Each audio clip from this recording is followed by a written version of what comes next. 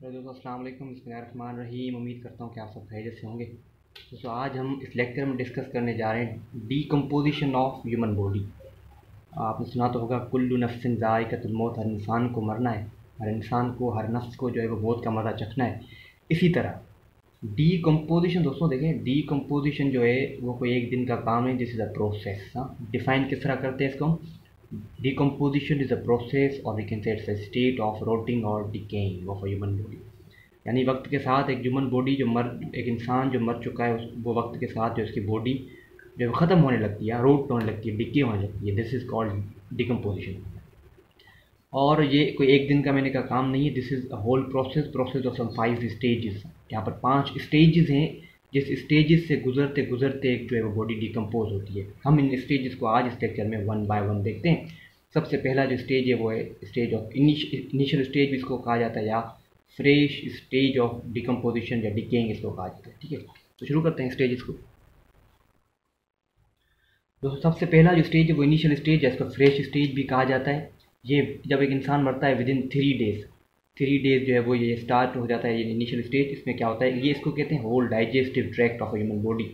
ठीक है, इस डाइजेस्टिव ट्रैक्ट में जो बैक्टीरियाज होते हैं, bacteria they are already present in digestive tract. वो क्या करते हैं, इस डाइजेस्टिव ट्रैक्ट को खाने लगते हैं। ये this is large intestine, this is small intestine, इनको खाने लगते हैं।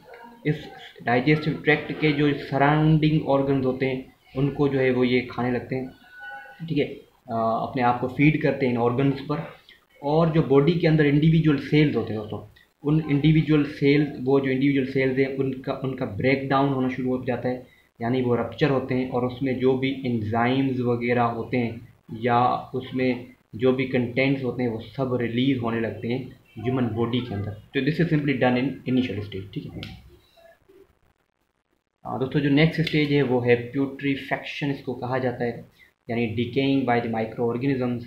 इसमें क्या, इसका जो टाइम पीरियड है वो है 4 से 10 दिनों के दरमियान ये प्रोसेस, ये स्टेज चलता है। इसमें होता क्या है कि हमने देखा कि जो बैक्टीरिया थे वो इस डाइजेस्टिव ट्रैक्ट के अंदर इन चीज़ों को खा रहे थे। अब खाने के बाद वो जो वेस्ट मटेरियल निकालते हैं अपने जिस्म से, वो जो है वो बिल्डअप होने लगता है बॉडी के अंदर।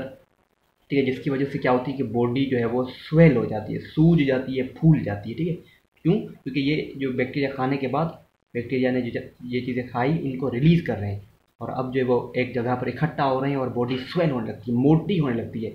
इसी तरह मैंने कहा, ये जो इंडिविजुअल सेल्स थे वो ब्रेक डाउन हुए, और जो उसमें जो कंटेंट्स से, एंजाइम्स से वो वो जो उसने रिलीज़ किए बॉडी के अंदर, वो भी बिल्डअप होने लगते हैं, वो भी एक जगह पर इकट्ठा होने लगते हैं, और जिसकी वजह से बॉडी फूलने लगती है, स्वेल होने लगती है। इस स्टेज में बॉडी फूल जाती है बहुत। और उसके अलावा जो बॉडी की जो स्किन होते हैं वहाँ पर धब्बे होने लग जाते हैं, यानी ब्लिस्टर्स क्रिएट हो जाते हैं। और जो स्किन होती है बॉडी की वो स्लिप करना शुरू कर जाती है इस स्टेज पर।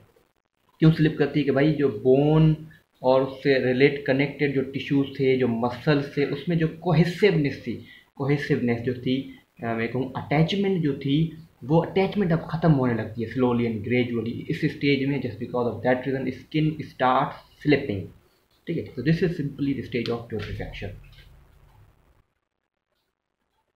दोस्तों, अब जो थर्ड स्टेज है दैट इज ब्लैक प्यूट्रीफैक्शन। इससे पहले देखा putrefaction, now this is black. Black क्यों? क्योंकि इसके जब ये स्टेज स्टार्ट होता है तो बॉडी का जो सरफेस है वो ब्लैक होने लग जाता है। इसका जो टाइम पीरियड है दोस्तों ये होता है 10 दिनों से लेकर 20 दिनों के दरमियान ये स्टेज चलता है। इसमें क्या होगा कि भाई पीछे पीछे जो बॉडी फूल गई थी, अब वो बॉडी कोलैप्स कर जाती है, यानी सुकर जाती है। वहाँ पर फूल गई थी, स्वेल हो गई थी, यहाँ पर ये कोलैप्स हो जाती है।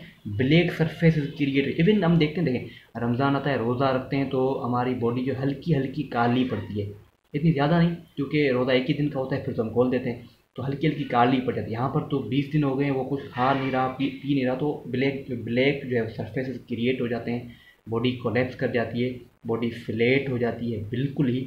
और जो पिछले स्टेज में देखा हमने, जो फ्लूइड इकट्ठा हुआ था सेल्स से, बैक्टीरिया से, जो वेस्ट मटेरियल कलेक्ट हो रहा था, बिल्डअप हो रहा था, ब्लॉट हो रहा था, वो यहाँ पर सारा बॉडी से बाहर निकल जाता है। ठीक है, बाहर जो है वो फैल जाता है। This actually happens in this stage black putrefaction. तो दोस्तों अब जो नेक्स्ट स्टेज है दैट इज़ फोर्थ स्टेज, इसका नाम है ब्यूटायरिक फर्मेंटेशन, या इसको एडवांस्ड डिकेइंग भी कहा जाता है। दोस्तों ये जो इसका जो टाइम पीरियड है वो है 20 से लेकर 50 दिनों के दरमियान। अब देखो बॉडी की हालत क्या होगी इसमें, हाँ क्या हो, इतने सारे दिन जो है वो पास हो चुके हैं। तो क्या होता है कि इस स्टेज पर बॉडी का जो फ्लैश, जो गोश्त होता है वो बिल्कुल ही ख़त्म हो जाता है, बॉडी बिल्कुल ही ड्राई हो जाती है, यानी मैं कहूँ नो मॉइस्चर। ठीक है, बॉडी जो है वो की वेटनेस, उसके अंदर जो फ्लूइड पानी ख़त्म हो जाता है बिल्कुल ही। ठीक है, इस स्टेज पर, और उस बॉडी से चीज़ी स्मेल आती है। आपने देखा होगा मरे हुए जानवरों से जो आती है स्मेल, या मरा हुआ कोई भी इंसान हो उससे जो स्मेल आती है, इतने दिन हो गए तो अब ये चीज़ी स्मेल उसमें क्रिएट हो जाती है। क्यों? क्योंकि हमने देखा पीछे पीछे जो फ्लूइड्स थे जो कि निकले थे बैक्टीरिया से या रप्चर्ड सेल से, उसमें उसमें ब्यूटायरिक एसिड था, और ब्यूटायरिक एसिड की वजह से यहाँ पर जो चीज़ी स्मेल क्रिएट हो जाती है, जो कि अट्रैक्ट करती है दूसरे पैरासाइटिक जो ऑर्गेनिजम्स हैं उनको, जो आते हैं और जो कुछ जो बचा हुआ होता है वो इसमें खाते हैं। यानी जो थोड़ा बहुत भी फ्लैश रहा हुआ होता है वो इस स्टेज पर ख़त्म हो जाता है। ठीक है, जो भी थोड़ा बहुत पानी लिक्विड वगैरह है, फ्लूइड, वो इस स्टेज पर ख़त्म हो जाता है। तो दोस्तों अब जो लास्ट स्टेज होता है दैट इज़ ड्राई डिकेइंग। ठीक है, जिसका जो टाइम पीरियड होता है this is from 50 days to 365, 365 दिनों के दरमियान। अब ये जो है वो लास्ट स्टेज जो है वो कवर होता है। इसमें बॉडी जो है बिल्कुल ही ड्राई हो जाती है, बिल्कुल ही खुश्क हो जाती है, और इसका इफेक्ट ये होता है कि अब डिकेइंग बहुत स्लोली होती है। ठीक है, क्योंकि मॉइस्चर जो बॉडी में नहीं होता, इसमें सिर्फ बाल ही रहते हैं, नाखून, नेल्स वो रहते हैं, और बोन्स। बोन भी कौन सी स्पेशल, आपने देखा होगा लास्ट में एक स्कल पड़ी होती है, तो this that is the last stage of decomposition of human body. ठीक है दोस्तों, तो यहाँ पर जी हमारा टॉपिक ख़त्म हो गया। 5 स्टेजेस को हमने देखा। थैंक यू, खुदा हाफिज़, अस्सलाम वालेकुम।